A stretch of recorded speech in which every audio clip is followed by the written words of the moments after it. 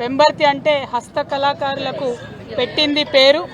మరి అటువంటి పెంబర్తి రావడం, మొత్తం సొసైటీకి సంబంధించినటువంటి సభ్యులందరినీ కూడా కలవడం, గ్రామంలో ఉన్నటువంటి చాలా పవర్ఫుల్ దేవాలయం అమ్మవారిని దర్శించుకోవడం, మా అమ్మాయి అమ్మవారిని దర్శించుకోవడం, అదేవిధంగా సర్దార్ సర్వాయి పాపన్న గౌడ్ గారికి మనం గౌరవించుకోవడం, మరి ఇట్లా అనేకమైనటువంటి అంశాలతోని వాళ్ళ పెంబర్తి విజిట్ జరుగుతూ ఉంది. జనగామ జిల్లా కావాలని చెప్పి తెలంగాణ ఉద్యమ సందర్భంగా మనం కలగన్నాం. మరి వాళ్ళ తెలంగాణ వచ్చినాక కళ సాకారమై అద్భుతంగా అభివృద్ధిలో జనగామను ముందుకు తీసుకొని వెళ్ళినటువంటి నాయకుడు పెద్దలు గౌరవనీయులు కేసీఆర్ గారికి జనగామ జిల్లా ప్రజలందరూ కూడా వారు గుర్తు చేస్తూ ఉన్నారు. ఎందుకంటే 60 ఏళ్ళు ఆంధ్ర పాలనలో ఎన్నడూ కూడా జనగామ జిల్లా అవుతుందని కానీ, జిల్లా అయినాక మెడికల్ కాలేజ్ కానీ అనేకమైనటువంటి సదుపాయాలు ఇవాళ జనగామకు వచ్చినాయి. అవి రావని అనుకున్నారు, కానీ ఇవాళ అవన్నీ కూడా సాధ్యపడ్డదంటే కేవలం కేసీఆర్ గారి నాయకత్వంలోనే అవన్నీ సాధ్యపడ్డదన్న విషయాన్ని మనం గమనించుకోవాలి. ఇవాళ మీరు చూస్తూ ఉన్నారు, మరి అనేకమైనటువంటి కార్యక్రమాలు మనం హస్తకళలను పెంపొందించడానికి ఇదివరకు చేయడం జరిగింది. కానీ ఇప్పుడు అవన్నీ కూడా కుంటుపడ్డ దిశగా కనబడతా ఉంది. ఇక్కడ మహిళలందరూ నాకు చెప్తా ఉన్నారు, మరి ఇంత పెద్ద పేరున్నటువంటి గ్రామంలో ఇప్పుడు ఉచిత బస్సు అని పెట్టింది, కానీ కనీసం బస్సు కూడా ఆగుతలేదు మా ఊర్లో అని చెప్తున్నటువంటి పరిస్థితి ఉన్నది. సో ప్రభుత్వానికి నేను విజ్ఞప్తి చేస్తూ ఉన్నా, ప్రపంచవ్యాప్తంగా పేరున్నటువంటి గ్రామం పెంబర్తి గ్రామం. నిన్న మొన్ననే పోయిన సంవత్సరం కేంద్ర ప్రభుత్వం కూడా టూరిజం స్పాట్లో పెంబర్తి గ్రామాన్ని పెట్టినటువంటి గ్రామం. కాబట్టి ఖచ్చితంగా పెంబర్తిలో పర్మనెంట్ బస్ స్టాప్ ఏర్పాటు చేయాలి, బస్సులు ఇక్కడ ఆగాలని నేను డిమాండ్ చేస్తూ ఉన్నాను. అదేవిధంగా ఇవాళ మనం చూస్తూ ఉన్నాం, తెలంగాణ వ్యాప్తంగా కూడా మొత్తం బడుగు బలహీన వర్గాల బిడ్డలందరూ కూడా మేల్కొని మరి అందరం కూడా కలిసి ఉద్యమాలు చేయడం జరిగింది. మీ అందరికీ తెలుసు, తెలంగాణ జాగృతి నుండి గత 13 ఏళ్ల కింద ఉమ్మడి ఆంధ్రప్రదేశ్లోనే అసెంబ్లీలో అంబేద్కర్ విగ్రహం పెట్టాలని అడిగినటువంటి సంస్థ జాగృతి సంస్థ.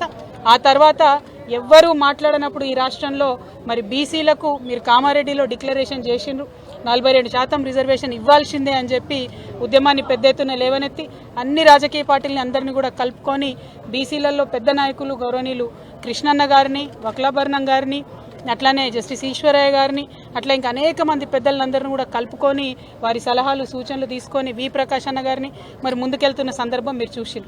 ఇవాళ జాగృతి సంస్థ చేసినటువంటి ఉద్యమాలు ఒక బలమైన ప్రతిపక్ష పార్టీగా బీఆర్ఎస్ పార్టీ గలమెత్తినటువంటి అంశాలు ఇవన్నీ చూసి భయపడి కాంగ్రెస్ పార్టీ బీసీలకు బిల్లు పెడతానని నిన్న చెప్పడం అన్నది మనందరికి కూడా గర్వకారణం. ఈ బీసీల బిల్లు అన్నటువంటిది తెలంగాణ బీసీ బిడ్డల విజయం అని చెప్పి నేను భావిస్తూ ఉన్నాను. కానీ ఒకటి గుర్తుపెట్టుకోవాలి, ఇది తొలి విజయం మాత్రమే. కాంగ్రెస్ పార్టీకి ఎప్పుడైనా మాట ఇచ్చి దోకా చేసేటటువంటి అలవాటు ఉంది. దోకాబాజ్ కాంగ్రెస్ పార్టీ కాబట్టి బిల్లులో మనం 2-3 అంశాలు ఇవాళ ప్రతిపాదిస్తూ ఉన్నాం. ఇది తెలంగాణ వ్యాప్తంగా ఉన్నటువంటి బీసీ బిడ్డలందరూ కూడా జాగ్రత్తగా విని ఆలోచన చేయాలి. ముఖ్యంగా ఇంటెలెక్చువల్స్ అందరూ కూడా ఆలోచన చేయాలని నేను రిక్వెస్ట్ చేస్తూ ఉన్నా. ఏమంటుంది ప్రభుత్వం? ఒకటే బిల్లు 42% పెట్టి దాన్ని కేంద్ర ప్రభుత్వానికి పంపించి చేతులు దులుపుకుంటామంటున్నారు. కానీ ఎన్నికలలో అట్లా చెప్పలే, 42% ఇస్తాం రిజర్వేషన్ అని చెప్పిను. ఇవాళ మేము ప్రపోజ్ చేసేది తెలంగాణ జాగృతి నుండి ఏంటంటే, మీరు 1 కాదు 3 బిల్లులు పెట్టాలి. ఎందుకోసం 3 బిల్లులు పెట్టాలి? మీరు 46% బీసీలు ఉన్నారని చెప్పారు.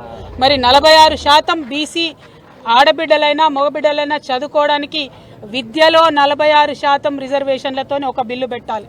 రెండవది 46% మరి ఈ పిల్లలందరూ కూడా ఉద్యోగాలకు అప్లై చేస్తూ ఉంటారు కాబట్టి ఉద్యోగాలలో 46% రిజర్వేషన్తో ఇంకొక బిల్లు పెట్టాలి. పొలిటికల్గా వాస్తవానికైతే మీరు తప్పు లెక్కలు చేసినప్పటికీ వచ్చిన 46% పొలిటికల్ పెట్టాలి రిజర్వేషన్. కానీ మీరు 42 ఎన్నికలలో చెప్పినారు, కనీసం 42%తోనన్నా మీరు పొలిటికల్ రిజర్వేషన్ కోసం 3వ బిల్లు పెట్టాలి. ఎందుకు 3 సపరేట్ బిల్లులు పెట్టమని డిమాండ్ చేస్తూ ఉన్నామంటే, మీరు ఈ బిల్లులు అన్ని అంశాలు ఒకటే బిల్లులో పెట్టి కేంద్రం మీద తోసేసి చేతులు దులుపుకుంటే మీరు కేవలం మభ్యపెట్టినట్టయితే తప్పితే ఆ వాస్తవమైనటువంటి బెనిఫిట్ బీసీ బిడ్డలకు దక్కదు.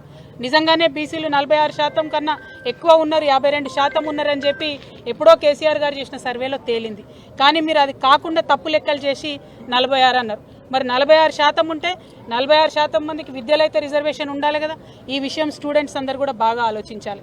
ఇవాళ బీసీ స్టూడెంట్స్ అందరూ కూడా సీరియస్గా ఈ అంశాన్ని తీసుకొని సెపరేట్ బిల్ ఎడ్యుకేషన్ కోసం పెట్టాలనేటటువంటిది మనం ఖచ్చితంగా డిమాండ్ చేయాలి. రెండవది, ఎంప్లాయ్మెంట్ కోసం చూసేటటువంటి పిల్లలు మరి నిజంగానే మన జనాభా 46% ఉంటే ఎందుకు 42% ఇస్తారు? 46 ఉంటే 46 ఇవ్వాలని ఎంప్లాయ్మెంట్లో సపరేట్గా పెట్టాలని డిమాండ్ చేయాలి. ఇక మూడవది, పొలిటికల్ రిజర్వేషన్ కాంగ్రెస్ పార్టీ చెప్పినట్టుగా 42%, ఇవ్వాల్సినటువంటి అవసరం ఉంది. అయితే ఇందులో కూడా ఒకటే, మీరు ఇవాళ బిల్లు పెట్టి ఇమీడియట్గా నెక్స్ట్ డే నోటిఫికేషన్ ఇచ్చి మీరు ముందుకెళ్ళినట్టయితే ఎన్నికలలో అది సాధ్యపడుతుంది. కానీ మీరు ఇవాళ బిల్లు పెట్టి వీళ్ళు కోర్టుకు వెళ్ళేటటువంటి అవకాశాలు ఇచ్చి ఆ చేతులు తులుపుకునే ప్రయత్నం చేస్తున్నారని నిర్దిష్టమైనటువంటి సమాచారం మా దగ్గర వస్తున్నది. కాబట్టి అలా కాకుండా మీరు పెట్టేటటువంటి బిల్లు సరిగ్గా తేలేటట్టుగా, మీరు పెట్టేటటువంటి బిల్లు బీసీలకు బెనిఫిట్ ఇచ్చేటట్టుగా, అన్ని కోర్టు పరీక్షలు పాస్ అయ్యేటట్టుగా, కేంద్ర ప్రభుత్వం మీద ఒత్తిడి తీసుకొచ్చే విధంగా, బెనిఫిట్ వచ్చే విధంగా ఉండాలని చెప్పి మేము డిమాండ్ చేస్తూ ఉన్నాం. మరొక కీలకమైన విషయం, నిన్న బట్టి విక్రమార్క గారు మాట్లాడుకుంటూ మేము రీసర్వేకు 16వ తారీఖు నుంచి 28వ తారీఖు వరకు అవకాశం ఇస్తారని చెప్పారు. మేము బట్టి విక్రమార్క గారికి మళ్ళొకసారి చెప్తా ఉన్నాం, హైదరాబాద్ మహానగరంలో అయితే దాదాపు 60% మంది మా ఇండ్లలకు రాలేదని చెప్తున్నారు. చాలా గ్రామాలలో కూడా అదే పరిస్థితి మనకు కనబడుతుంది. కాబట్టి అది 15 రోజులు కాకుంటే నెల రోజులు టైం ఇచ్చినా మంచిదే. మీరు మాత్రం విస్తృతంగా దీన్ని ప్రచారం చేయండి, అడ్వర్టైజ్మెంట్లు వేయండి. టోల్ ఫ్రీ నంబర్ ఏంటిదన్నది అన్ని బస్ స్టాప్ల మీద, అన్ని న్యూస్ పేపర్లలో ఫ్రంట్ పేజీలో అడ్వర్టైజ్మెంట్లు వేయండి. మీ ముఖ్యమంత్రి గారు బొమ్మ వేసుకున్నాడు కాదు, బీసీల బతుకులు మార్చేటటువంటి ఈ టోల్ ఫ్రీ నంబర్ని మీరు ఫ్రంట్ పేజ్ అడ్వర్టైజ్మెంట్లలో వేయండి. అన్ని టీవీ మాధ్యమాల ద్వారా విస్తృతంగా ప్రచారం కల్పించండి. ఎవరైతే మిస్ అయినరో వాళ్ళందరూ ఎన్రోల్ అయ్యేటట్టు చేయండి. కొంతమంది ఎన్రోల్ అయిన వాళ్ళు కూడా మేము మా ఉపకులం పేరు చెప్పలేదు అనేటటువంటి అంశాలు కూడా మా దగ్గరకు వచ్చి చెప్పారు. ఇప్పుడు ఎస్సీ వర్గీకరణ అంశం కూడా మాట్లాడుతున్నారు, అందులో ఉపకులాలకు సపరేట్గా రిజర్వేషన్లు ఇస్తూ ఉన్నారు. కాబట్టి కొంతమంది అక్క మరి మేము మా ఉపకులం చెప్పుకోలేదని అంటున్నారు. మరి దానికి సంబంధించి మీరు ఎట్లా ఆలోచన చేస్తారో ఖచ్చితంగా, ఎట్లాగో 16th to 28th టైం ఇచ్చారు కాబట్టి ఆ టైంలో ఆల్రెడీ ఇచ్చినటువంటి వాళ్ళు కూడా ఎట్లా రిజిస్టర్ చేసుకోవాలో కూడా ప్రభుత్వం సీరియస్గా ఆలోచించాలి. ఎందుకంటే ఇది ఎప్పుడో ఒక్కసారి జరిగేది, ఆనాడు ఎప్పుడో బ్రిటిష్ కాలంలో జరిగింది. మళ్ళీ ఇవాళ ప్రజాస్వామ్యవాదుల బీసీ బిడ్డల ఒత్తిడితోని ఇవాళ జరిగింది. ఇన్నేళ్ల తర్వాత జరిగినటువంటి దాన్ని దయచేసి సంపూర్ణంగా విజయవంతం చేయండి, ఆ ఫలితం ప్రజలకు అందేలాగా చేయండి అని కాంగ్రెస్ పార్టీ నాయకులు నేను డిమాండ్ చేస్తూ ఉన్నాను. బీసీ నాయకులకు, బీసీ మేధావులకు, తెలంగాణ సమాజానికి కూడా నేను ఒకటే రిక్వెస్ట్ చేస్తూ ఉన్నాను, మనందరికీ పోరాటం అలవాటే. తెలంగాణ ఉద్యమంలో కూడా ఎన్నో ఎత్తుపల్లాలు చూసినాం, ఒక అడుగు ముందుకేస్తే 3 అడుగులు వెనక్కబడేటువంటి పరిస్థితులు చూసినాం. ఇది తొలి మెట్టు మాత్రమే, తొలి విజయం మాత్రమే. కానీ బిల్లు సరిగ్గా పెట్టి అందులో లోపాలు లేకుండా చేసి ఆ బెనిఫిట్ మన పిల్లలకు వచ్చేంత వరకు కూడా మనం మొక్కవోని ధైర్యంతోని, ఐక్యతతోని మాత్రమే ఈ ఉద్యమం లక్ష్యం చేరుతుంది. కాబట్టి ఈ ఐక్య ఉద్యమాల కోసం అందరం కూడా సంసిద్ధంగా ఉండాలని చెప్పి మేము పిలుపునిస్తా ఉన్నాం. Thank you. జై తెలంగాణ.